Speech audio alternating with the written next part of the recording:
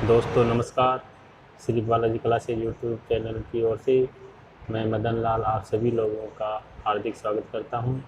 दोस्तों, यदि आप इस चैनल को पहली बार देख रहे हैं तो चैनल को सब्सक्राइब करें, साथ ही लाइक व बेल आइकन की घंटी को भी दबाएं ताकि मैं नेक्स्ट वीडियो डालूं उसका नोटिफिकेशन आप तक पहुंच सके।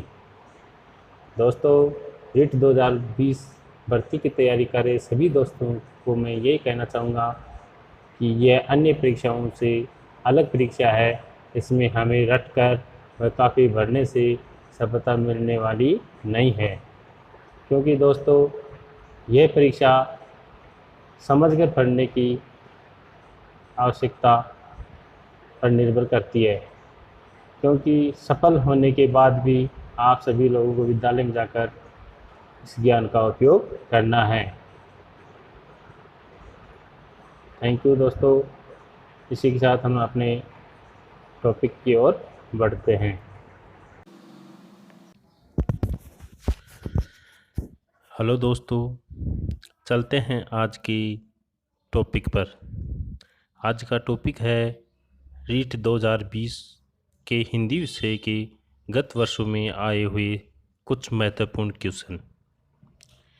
हिंदी के पूरे 30% आपको यहाँ देखने और समझने को मिलेंगे। चलो तो दोस्तों शुरू करते हैं।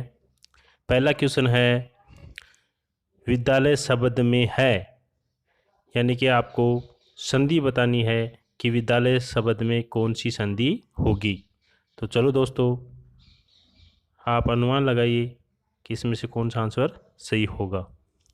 तो दोस्तों मैं पढ़ के सुना देता हूँ ऑप्शन नंबर ए स्वर संधि, ऑप्शन नंबर बी व्यंजन संधि, ऑप्शन नंबर सी विसर्ग संधि, ऑप्शन नंबर डी इनमें से कोई नहीं। तो दोस्तों यहाँ पर विद्यालय की सही संधि का आपको चयन करना है। तो दोस्तों बताइए कौन सा होगा इसमें सही आंसर। दोस्तों इसमें सही आंसर होगा ऑप्शन नंबर ए। क्या होगा? स्वर संधि। यहाँ पे स्वर संधि इसका सही संधि विच्छेद होगा।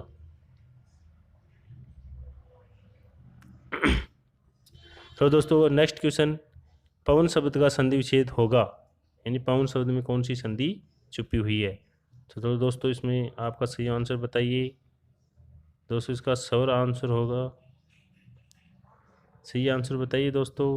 चलो मैं बता देता हूँ, इसका सही आंसर होगा ऑप्शन नंबर सी, पो धन अन। पो धन अन इसका सही आंसर हो जाएगा। तो दोस्तों नेक्स्ट क्वेश्चन, हिंदी में वचन होते हैं। दोस्तों हिंदी में वचन कितने होते हैं? संस्कृत में वचन 3 होते हैं, अपने को पता है, लेकिन हिंदी में भी क्या 3 ही होते हैं क्या? Option number A 1, option number 2 2, option number 3 3 और ऑप्शन नंबर 4 डी। तो दोस्तों हिंदी में वचन हमेशा 2 ही होते हैं, एक वचन और कौन सा? बहुवचन। इसमें द्विवचन नहीं होता है। चलो दोस्तों क्वेश्चन नंबर नेक्स्ट, आगरा का बहुवचन होगा। दोस्तों आगरा जो शब्द है उसका बहुवचन क्या होगा? पहला आगरे, दूसरा आगरो, तीसरा आगरे और ऑप्शन नंबर डी बहुवचन नहीं होगा इसका। तो दोस्तों इसका बहुवचन होगा या नहीं होगा ये आपको बताना है। तो दोस्तों इसका बहुवचन नहीं होता है, आगरा का आगरा ही रहता है। तो दोस्तों नेक्स्ट क्वेश्चन, जिन शब्दों में प्रयोग के अनुसार कोई परिवर्तन नहीं होता है उन्हें कहा जाता है, यानी प्रयोग करने पर भी उसमें परिवर्तन नहीं होता है, ऐसा शब्द आपको ऑप्शन में से चूज करना है।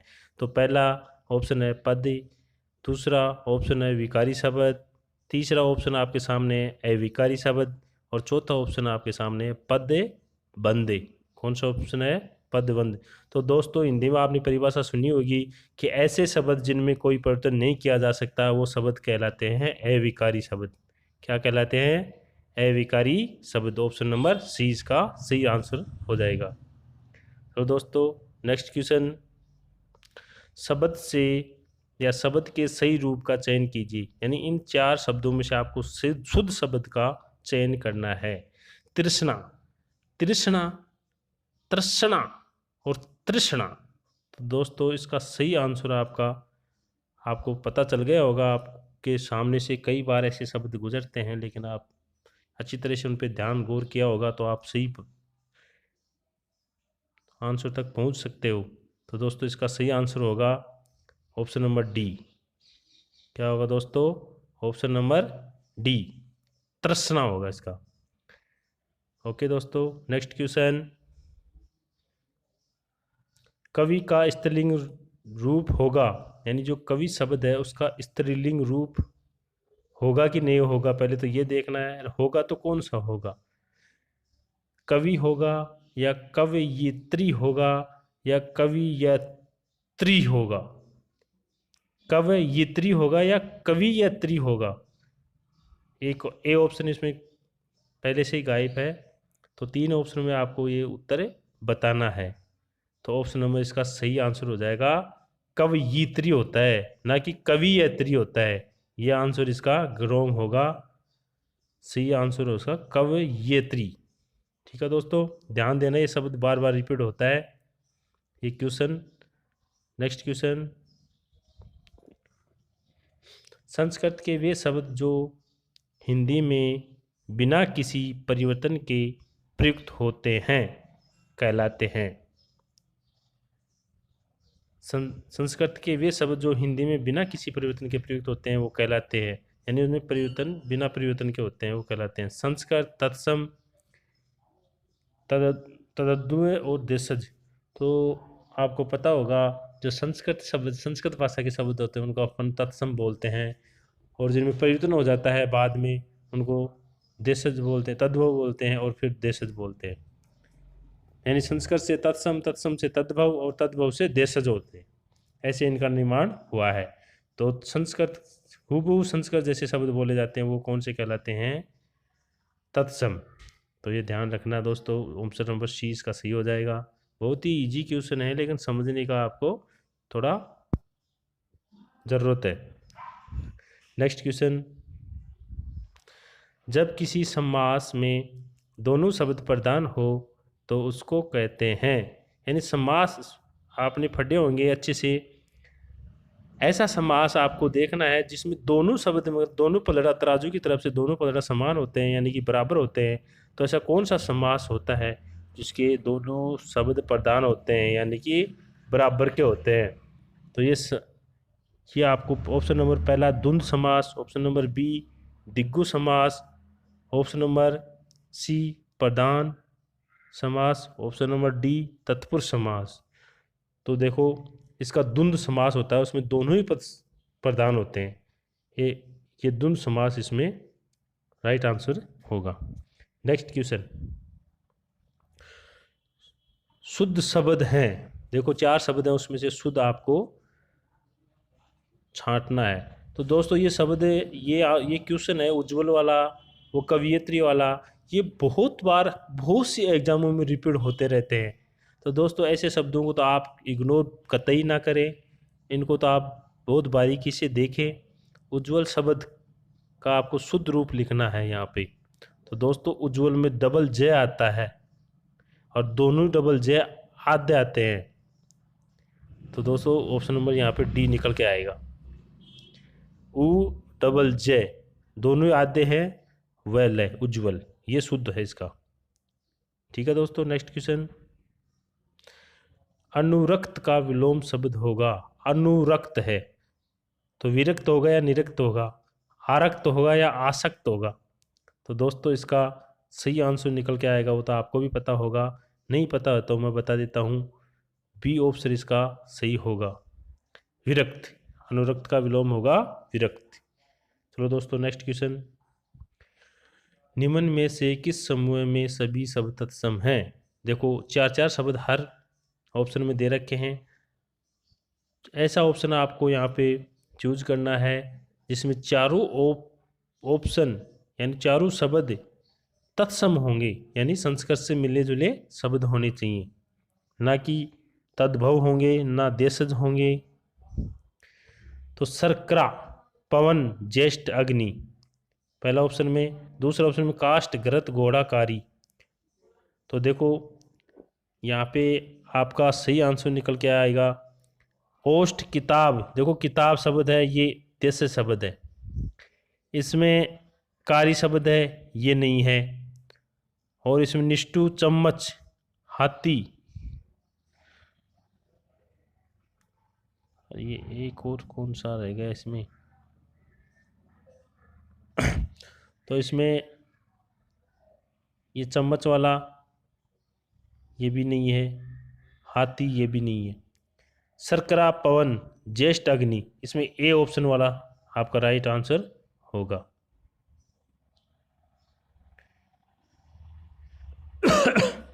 ठीक है दोस्तों, नेक्स्ट क्वेश्चन। किस शब्द में कु उपसर्ग नहीं है? यानी कि उपसर्ग दोस्तों पहले आपको ये देखना है उपसर्ग शब्द के पहले लगते हैं या अंत में लगते हैं। दोस्तों उपसर्ग शब्द के प्रारंभिक में लगते हैं और प्रत्यय शब्द के अंत में लगते हैं। तो यहाँ पे कु पहले देखना है। शब्द ऐसे शब्द जिसके कु उपसर्ग से वो शब्द बना है, तो अपने को तो नहीं वाले। देखो दोस्तों यहाँ पे नहीं वाला क्वेश्चन आ गया है, तो यहाँ पे देखना है नहीं, यानी कु शब्द से कु उपसर्ग नहीं है। यानी ऐसा कौन सा शब्द है जो कु उपसर्ग लग के वो नहीं बना है? तो कुरूप ये तो बना है, कुरूप वाला तो बना है। तो दोस्तों फिर कौन सा होगा ऐसा? कुकर्म, कर्म अपने आप में शब्द है और कु इसका क्या है? उपसर्ग है। चाल अपने आप में शब्द है और कु इसका क्या है? उपसर्ग है। ठीक है दोस्तों, कु इसका उपसर्ग है, लेकिन सल कोई शब्द नहीं है, इसलिए ये शब्द यहाँ पे राइट आंसर हो जाएगा। तो दोस्तों नेक्स्ट क्वेश्चन, इन प्रत्यय का प्रयोग किस शब्द में हुआ है? इन प्रत्यय, दोस्तों यहाँ पे इन प्रत्यय पूछ रहा है, प्रयोग किस शब्द में हुआ है? किस शब्द में हुआ है? पूजा, ऋण। तो पहले मूल शब्द आपको निकालना है, शब्द में से अंत में बच जाएगा वो इन बचेगा, ऐसा होना चाहिए। यदि आप इसके टुकड़े करके देखते हो तो पुजार प्लस इन, मीन, मैं प्लस इन, कठिन। तो दोस्तों इसमें सही आंसर होगा वो पुजारी नहीं होगा। इसमें किसी में आपको इन शब्द नहीं दिख रहा है, तो इसका सही आंसर पुजारी नहीं होगा। ठीक है दोस्तों, नेक्स्ट क्वेश्चन, जिसमें पहला पद संख्यावाचक हो और जो किसी समूह विशेष का बोध कराए उसे कहते हैं। देखो परिभाषा को ध्यान से पढ़ो। जिसमें पहला पद कैसा हो? संख्यावाची हो और जो किसी समूह विशेष का क्या कराता हो? बोध कराता हो। ऐसे शब्द को में कौन सा समास होगा? तो दोस्तों संख्यावाची, पहला पद संख्यावाची समूह का बोध कराता है, ये तो आपको सबको पता ही है, दिग्गु समास होता है। ये परिभाषा किस समास की है? दिग्गु समास की। नेक्स्ट क्वेश्चन, द्वंद्व समास, जिसके दोनों पद प्रधान होते हैं। अभी नेक्स्ट पहले क्वेश्चन आ चुका है, ऐसे समास का नाम बताइए जिसके दोनों शब्द प्रधान होते हैं। यहाँ पे फिर से रिपीट हो गया है, द्वंद्व समास है। अब इसमें देखो दोनों शब्द कौन से हैं जो प्रधान यहाँ पे हैं। तो नर और नारी आपस में दोनों क्या हैं? समान है। तो ये नर भी और नारी भी, तो यहाँ पे दोनों शब्द ये प्रधान है, तो द्वंद्व समास है नर डॉट नारी। ठीक है, नेक्स्ट क्वेश्चन, ये योजिक चिन्ह होता है, यो योजिक चिन्ह वाला,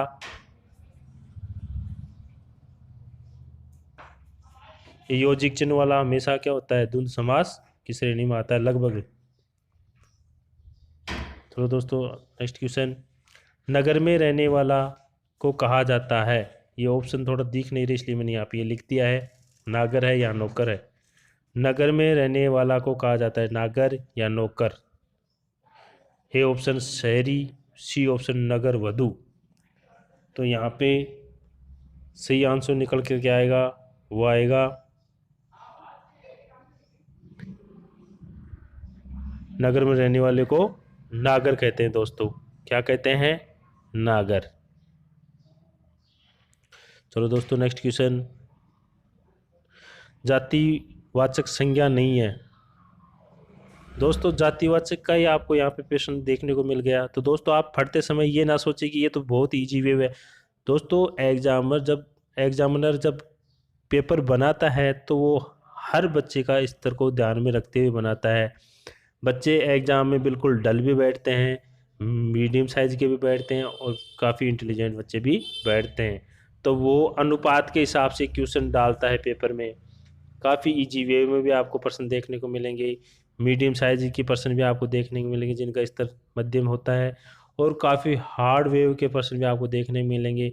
और दो या तीन क्वेश्चन तो आपको ऐसे क्वेश्चन देखने को मिलेंगे जो आप सिलेबस के आउट ऑफ रहते हैं, यानी आपके सिलेबस से बाहर आते हैं। 2 या 3% की संख्या ऐसे मिलेगी आपको हर एग्जाम में आप जाओगे तो दोस्तों ये बिल्कुल इजी वे का प्रश्न है। जातिवाचक संज्ञा नहीं है, तो दोस्तों यहाँ पे नहीं है यानी लकड़ी जातिवाचक है, लोहा जातिवाचक है, पुस्तक जातिवाचक है। तो दोस्तों यहाँ पे क्या जातिवाचक नहीं है, शेषव जातिवाचक नहीं है। दोस्तों लकड़ी में बहुत सारी वो आती हैं, किसी की भी लकड़ी हो सकती है, नीम की, अरडू की, किसी की बोलते लोहा में कई प्रकार का लोहा होता है। पुस्तक बहुत सी होती हैं, लेकिन शेष अवस्था अपने आप में बाल्यावस्था, किशोर अवस्था, प्रौढ़ अवस्था, तो शेष अवस्था अपने आप में एक ही होती है। तो दोस्तों ये जातिवाचक न होकर व्यक्तिवाचक की श्रेणी में आता है। तो दोस्तों यहाँ पर ऑप्शन नंबर ए सही आंसर होगा आपका। नेक्स्ट क्वेश्चन, निम्न में से किस वाक्य में संप्रदान कारक है। देखो जैसे यहाँ पे कारक में से आपको क्वेश्चन देखने को मिल गया है। यहाँ पे संप्रदान कारक, संप्रदान का मतलब क्या होता है। तो दोस्तों यहाँ पे क्वेश्चन मिलेगा आपको देखने के लिए,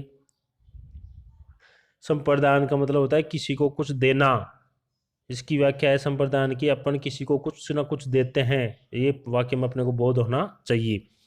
मेरा घर स्टेशन से बहुत दूर है, राम घर पर सो रहा है, निसार खेलता है, राजा ने निधनों को कंबल दिए। तो दोस्तों यहाँ पे किसी न कुछ को कुछ न कुछ देता है।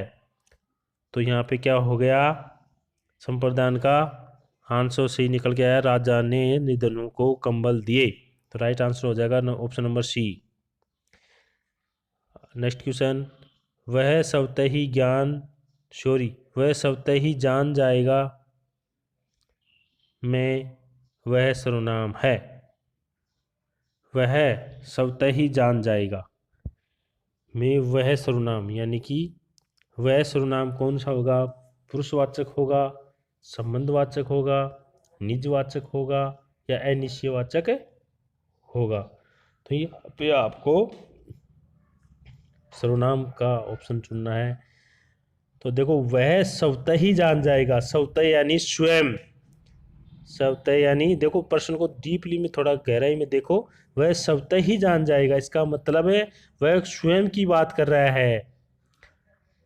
स्वतः यानी स्वयं। तो यहाँ पे आपका ऑप्शन नंबर सी निजवाचक सर्वनाम होगा। यहाँ पे कौन सा होगा, निजवाचक सर्वनाम आपका राइट आंसर हो जाएगा।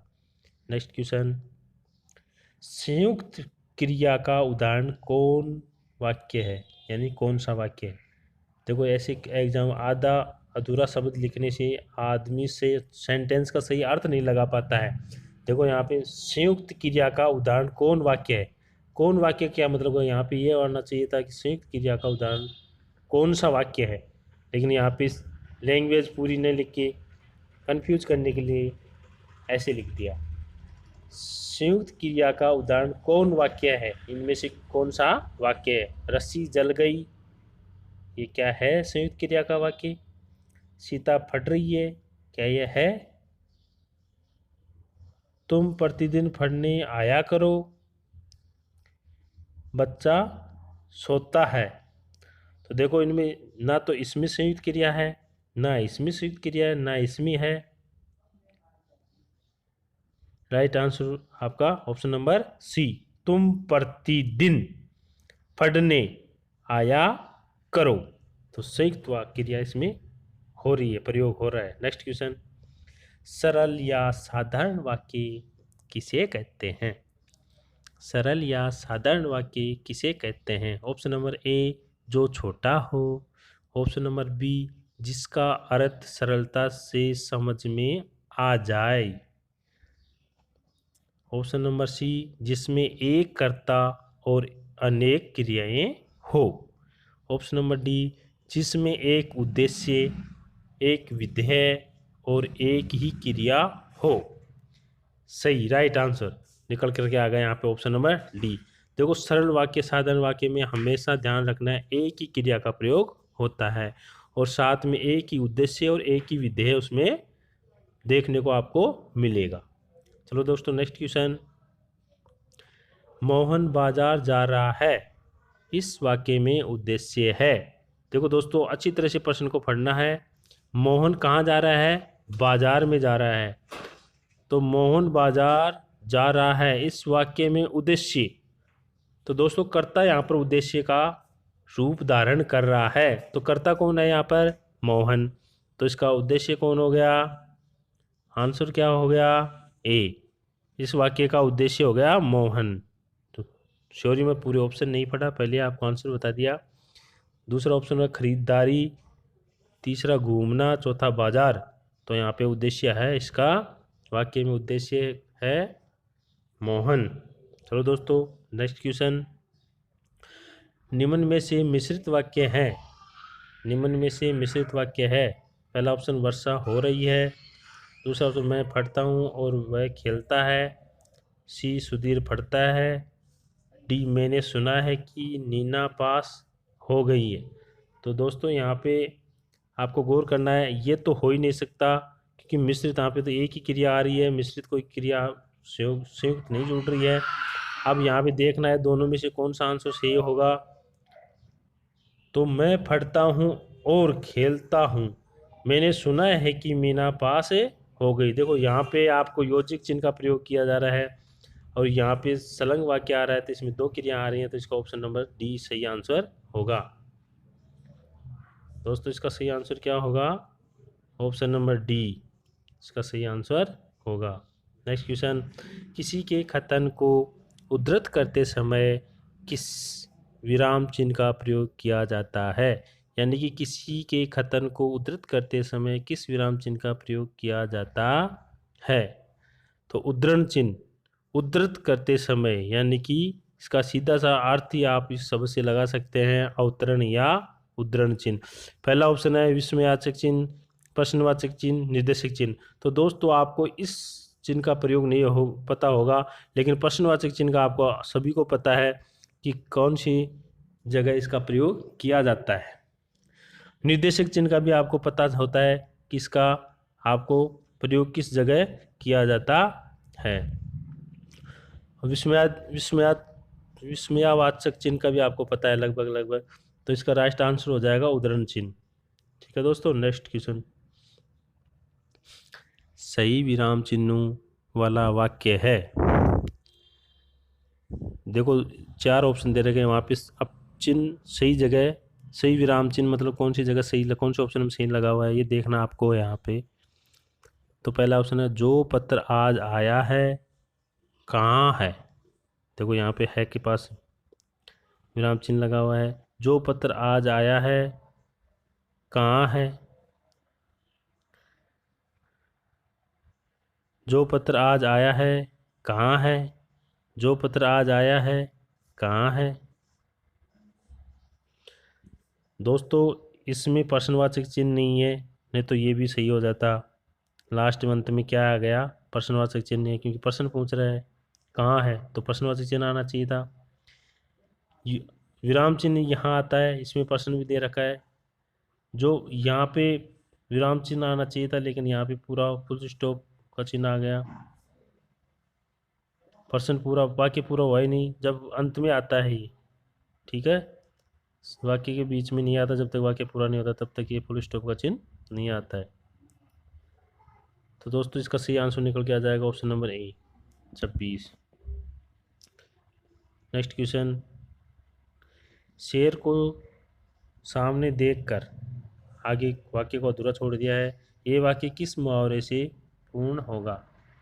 शेर को सामने देखकर मैं 7वें आसमान पर पहुंच गया, मैं आग बबूला हो उठा, मैंने आसमान सिर पर उठा लिया, मेरे प्राण सूखे गए। तो दोस्तों इसके यही आंसर मौत मौत को ही देखेगा, शेर को सामने देखेगा।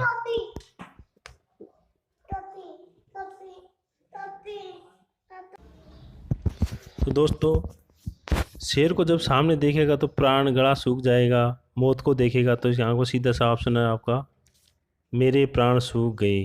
क्या होगा दोस्तों? मेरे प्राण सूख गए।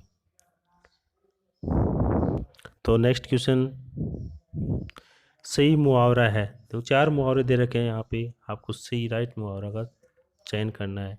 नेत्रों में मिट्टी डालना, आँखों में रेत फेंकना, आँखों में धूल झोंकना, आँखों में कचरा डालना। तो दोस्तों ये तो काफ़ी पुराना मुहावरा है जो आप 6ठी कक्षा से देखते आ रहे हो।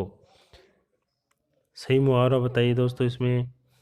आँखों में धूल झोंकना, ये तो आप सुनते ही आ रहे हो, कितना इजी का क्वेश्चन आपको यहाँ पे रीट के लेवल में देखने को मिला है। ये सभी क्वेश्चन दोस्तों एग्जाम में आए हुए क्वेश्चन हैं।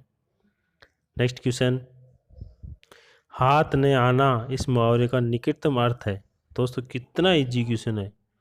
हाथ ने आना, पकड़ में नहीं आना, बहुत बड़ा होना, हाथों का व्यायाम करना, हाथ फैलाना। तो दोस्तों ये तो बिना देखे क्वेश्चन कर सकते हो आप, बिना देखे तो कैसे करोगे, लेकिन कहने का मतलब इसका ये निकल के आ रहा है कि आप बहुत ईजी वे में इस क्वेश्चन को आप कर पाओगे। लेकिन आसान क्वेश्चन को आप कतई हल्के में ना ले दोस्तों, इसको पढ़ना पूरा है। नेक्स्ट क्वेश्चन, सिर फिर जाना का अभिप्राय है। दोस्तों सिर फिर जाना का अभिप्राय क्या होगा? चक्कर आ जाना, अहंकारी हो जाना, सिर दर्द हो जाना, पीछे मुड़कर देख लेना। तो दोस्तों ये तो आएगा ही नहीं।